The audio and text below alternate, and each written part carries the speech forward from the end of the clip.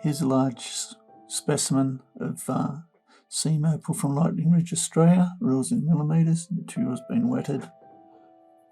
Nice jelly colour bar in the middle there. That's red flash.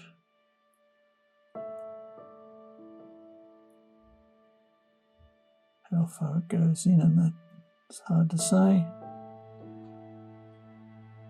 Disappears.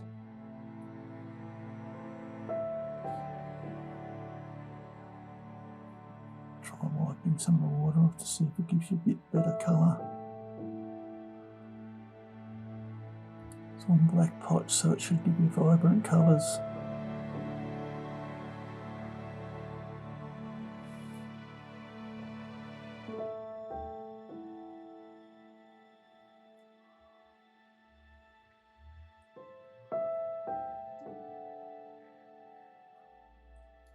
A little bit of indication of colour back in there, so that might come up to the surface.